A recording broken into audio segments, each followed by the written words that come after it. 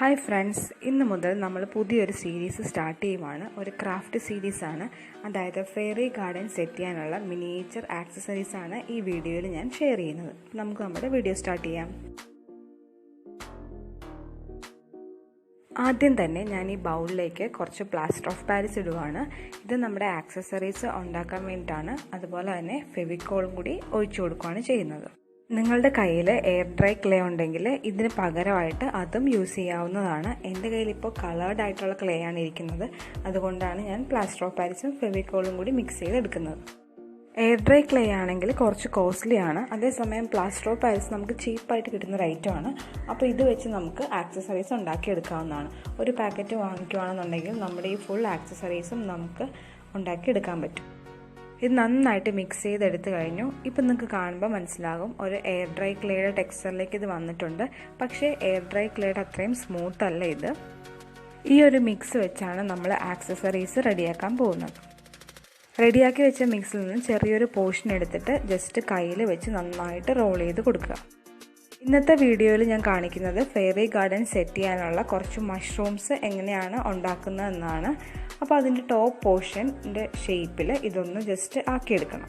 അതിനായിട്ട് ആദ്യം റൗണ്ട് ഷേപ്പിലെടുക്കുക. അതിനുശേഷം ഞാനിപ്പോൾ കാണിക്കുന്നത് പോലെ നിങ്ങളുടെ വിരൽ വെച്ചിട്ട് ജസ്റ്റ് ഒരു ഹാറ്റ് ഷേപ്പിലേക്ക് ആക്കിയെടുക്കണം. ഇത് നിങ്ങൾ ഫസ്റ്റ് ടൈം ട്രൈ ചെയ്യുമ്പോൾ കുറച്ച് ബുദ്ധിമുട്ട് തോന്നും. പക്ഷേ പ്രാക്ടീസ് ചെയ്ത് വരുമ്പോഴത്തേക്കും വളരെ ഈസി ആയിട്ട് ഇതുണ്ടാക്കി എടുക്കാവുന്നതാണ്. ഇപ്പോൾ ഒരു മഷ്റൂമിന് വേണ്ടിയിട്ടുള്ള ആ ടോപ്പ് പോർഷൻ റെഡിയാക്കി കഴിഞ്ഞു. ഇതുപോലെ ബാക്കിയുള്ളതും കൂടി റെഡിയാക്കി എടുക്കണം. അടുത്തായിട്ട് റെഡിയാക്കുന്നത് മഷ്റൂമിൻ്റെ തണ്ടാണ്. അപ്പോൾ അത് ഇതുപോലെ ജസ്റ്റ് റോൾ ചെയ്തെടുക്കുക. അതിനുശേഷം നമ്മൾ നേരത്തെ റെഡിയാക്കി വെച്ചിരിക്കുന്ന ആ ഹാറ്റ് ഷേപ്പിലേക്ക് ഫിക്സ് ചെയ്ത് കൊടുക്കണം. ഞാൻ ഉപയോഗിക്കുന്ന മിക്സിൽ ഫെവിക്കോൾ ഉള്ളത് കൊണ്ടാണ് വീണ്ടും ഫെവിക്കോൾ അപ്ലൈ ചെയ്യാത്തത്. നിങ്ങൾ എയർ ഡ്രൈ ക്ലേ ആണ് യൂസ് ചെയ്യുന്നതെങ്കിൽ ഫിക്സ് ചെയ്യുമ്പോൾ ഫെവിക്കോൾ കൂടി അപ്ലൈ ചെയ്ത് കൊടുക്കുക. അടുത്തായിട്ട് ഞാൻ കാണിക്കുന്നത് ഫെയറി ഗാർഡൻ സെറ്റ് ചെയ്യാനായിട്ട് നമുക്ക് കുറച്ച് ഫ്ലവേഴ്സും ലീവ്സും ആവശ്യമുണ്ട്. അപ്പോൾ ഒരു ലീഫ് എങ്ങനെ കട്ട് ചെയ്തെടുക്കണം എന്നാണ് ഞാൻ കാണിക്കുന്നത്. നിങ്ങൾക്കിത് കട്ട് ചെയ്തെടുക്കാനായിട്ട് സാധാരണ ബ്ലേഡോ അല്ലെങ്കിൽ നൈഫോ എന്ത് വേണേലും യൂസ് ചെയ്യാവുന്നതാണ്. കട്ട് ചെയ്തെടുത്തതിന് ശേഷം അതിൽ ലീവ്സിൻ്റെ ഇംപ്രഷൻസ് കൊടുക്കുകയാണ് ചെയ്യുന്നത്. ഇതുപോലെ കുറച്ചധികം ലീവ്സ് നിങ്ങൾ റെഡിയാക്കി വെക്കണം നമ്മുടെ ഫെയറി ഗാർഡൻ സെറ്റ് ചെയ്യാനായിട്ട്. അടുത്തതായിട്ട് ഞാനൊരു ഫ്ലവറാണ് ഉണ്ടാക്കുന്നത്. ഇവിടെ ഞാൻ കാണിക്കുന്നത് ഒരു റോസ് ഫ്ലവർ എങ്ങനെ ഉണ്ടാക്കണം എന്നുള്ളതാണ്. ആദ്യം തന്നെ ചെറിയ ചെറിയ പെറ്റൽസായിട്ട് ഇതുപോലെ മടക്കിയെടുക്കുക. അതിന് ശേഷം ഓരോന്നും ജോയിൻ ചെയ്ത് കൊടുക്കുക.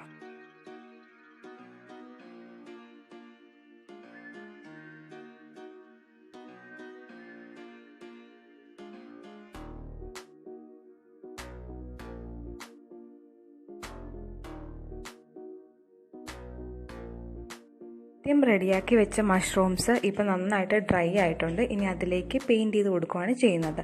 ഞാനിവിടെ ഇതിൻ്റെ ടോപ്പ് പോർഷനിൽ ഒരു റെഡ് പെയിൻ്റാണ് അപ്ലൈ ചെയ്ത് കൊടുക്കുന്നത്.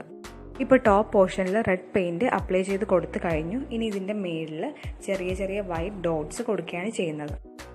ഫെയറി ഗാർഡൻ സെറ്റ് ചെയ്യാനായിട്ട് നമുക്ക് ഒത്തിരി അധികം ആക്സസറീസ് വളരെ കുറഞ്ഞ ചിലവിൽ തന്നെ നമുക്ക് വീട്ടിൽ ഉണ്ടാക്കിയെടുക്കാവുന്നതാണ്.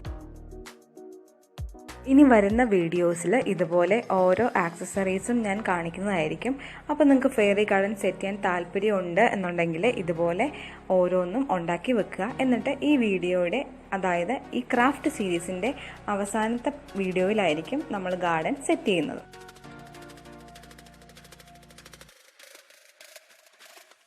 നിങ്ങളെല്ലാവരും ഈ മഷ്റൂംസ് റെഡിയാക്കി വെക്കണം. നമുക്ക് ഫെയറി ഗാർഡൻ സെറ്റ് ചെയ്യാനുള്ളതാണ്. ഓരോ വീഡിയോസിലും ഞാൻ ഓരോ ആക്സസറീസ് ആയിരിക്കും കാണിക്കുന്നത്. അപ്പോൾ ഇന്നത്തെ വീഡിയോ എല്ലാവർക്കും ഇഷ്ടപ്പെട്ടെന്ന് കരുതുന്നു. നിങ്ങൾ ആദ്യമായിട്ടാണ് ഈ ചാനൽ കാണുന്നുണ്ടെങ്കിൽ സബ്സ്ക്രൈബ് ചെയ്യണം. അപ്പോൾ പുതിയൊരു വീഡിയോ ആയിട്ട് നമുക്ക് വീണ്ടും കാണാം. Okay, bye, thank U.